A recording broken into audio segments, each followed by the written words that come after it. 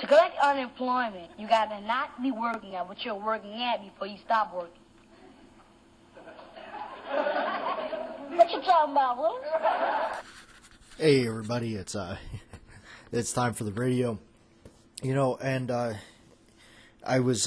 got a message today, and it's from a buddy of mine that you know, when we came from the island, he's a good buddy of mine. He's from Tennessee, and he ended up going back to Tennessee, and so you know, we became friends quite some time ago. This was way back when I worked at one of those counters, the firearms counter, in more of a larger box store kind of a deal. I believe that's when I originally met the guy, but we remain really good friends throughout time. And you know what, he is one of those solid guys that is just you know, it's rare when you find true, you know, friends that are just you know, it's not just an acquaintance, it's not just somebody that, you know, it's like, oh look, I only know him because I'm on a social network with them, and you know, you've never actually like talked to the person. But anyway, both of us had since then moved on, and here we are out into the lower 48, as we would say. You know, so I got a message from him, and it was really interesting, you know, our conversations, because he does watch the main channel and everything, and you know, I mentioned to him that you know, some of the stuff I had bought and all that and everything, and he's like, we were kind of laughing back and forth because, you know, you don't see a lot of this stuff on the island. You know, when you're on the island, it was really rough because there really wasn't a whole lot of places to get things. You really, you know, in a sense, you have one person, at least most of the things I went through, you know, you have one person, you know, and they were, it's like, you know, you get stuff, and, you know, it could be expensive, it could be anything, it just, you never know. So it makes things hard to get certain things. If you want some collectible, he happens to have it.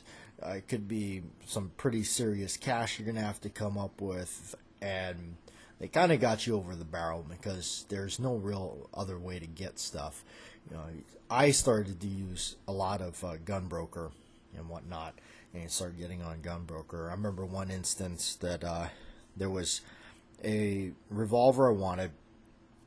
I was quoted prices that were like $1,200, $1,300, and I'm like, no, I don't want, you know, that's a lot of cash for me, especially at, you know, at that time. You're making really hardly any money, and cost of living there is so high. I said, you know, I'm not going to do this because I think I can find one cheaper. And so I started searching on Gunbroker. And sure enough, what did I find on Gunbroker? I found the same thing I wanted. And instead of it being like $1,200-$1,300, something like that, it was like $400. And so I ended up getting that one. And the only thing that was wrong with it, the person that said, was the ejector rod was slightly bent. And it was, I believe this was a Colt, and those ejector rods are fairly thin, so it's kind of common that would happen. But you know, I said, oh, I'll take a chance anyway. So I got it, and it came in the mail. You know, I got it and just straightened out the ejector rod, and it was fine. I mean, it remains fine. I still have the thing today, and you know, looking back at that kind of stuff, it kind of reminded me of, you know, where we came from. You know, just you know, I kind of laughed. I sent him a message. I said, yeah, you know, I said we're able to get a lot more stuff and see a lot more things out here, and the ability to buy this stuff. Now, and the other thing to remember is when you're going around and you're looking at stuff like this and you're buying stuff, is to have an idea of where the prices are, where the market is. pay attention to the market, especially if you're into collectibles. If you're into good old collectibles like I am, I like a lot of the stuff I like.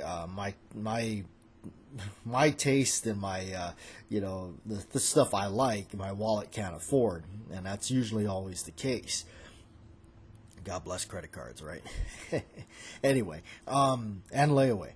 But you have to understand the market. If you're in the market for things, collectibles and whatnot, you have to understand the market. Understanding the market meaning understanding what the prices are going for. What are those prices? Getting a realization. I check things like I check like international the international international gun broker. Check these auction places. Check and see what things are going for. Read books. Get the standard catalog of firearms. Get the blue book. Get these things and buy them and keep them. Don't. I used to always keep. I had one that was like 10 years old, and then I had one. I kept them all because you could backtrack and look and see what makes what is it. What becomes what. The prices wise, where they fluctuate, where they come down. Understanding that what brings money and realistic prices can't, as much as a lot of everybody remembers, well, I could have bought that for $300, in 1967. Well, in 1967, what was the minimum wage? You got to remember things like that. The dollar has significantly decreased. It just doesn't. You can't go to the store and buy a Mars bar for 5 cents anymore. You have to look at that. When I first got out here to the wonderful desert, gas was under $2 a gallon. People were fretting when they had to pay over $2, and I mean like $2.05. Now look at it. It's significantly ridiculous. I mean, things just do that. Just you have to learn to adapt and learn to know what you're looking at. If you're looking at something and say you're looking at a certain item and you kind of turn your nose up against it because it's $1,000 or something like that, which is no chump change. But remember something, it's not going to be $500 anymore. You can't be stuck in some price range mindset of 1967. It's not going to work. You have to look at it and understand, okay, you know what? If this person's wanting $1,000 for this thing, but you remember in those books and get familiar with the playing field that you're on. If you're going to be in this ring, understand the opponent. So think about it and go, well, if I'm looking at that going, okay, well, this guy wants $1,000 for it. But I recall in the books and the auctions, these things are listed for, $1,800, $2,000. Does that make sense to you? And it's a matter of question is if you're gonna either buy it or you're gonna go without it. You can be a tight ass and then you can just not have one, and you can watch everybody else that was willing to recognize that and understand that you have to pay to play, and they get to go and get those things because it's understanding that price range. It's understanding what you're looking at and understanding the rarity. Sometimes you have to look at something and say, what are the chances of finding another one? Sometimes that's a real thing. What are the chances of finding another one? Are you going to find another one? Certain variations, certain markings that may appeal to you. So anyway, it's kind of a things I've thought about, and I've been doing this for a long time. I've been after a lot of collectibles, and a lot of times for me, it has been I got to sit and wait. I've had to pass on a lot of stuff because I couldn't afford it. There's avenues you can take.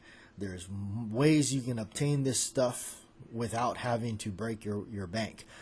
There's ways to do things, credit cards, layaway programs, trading.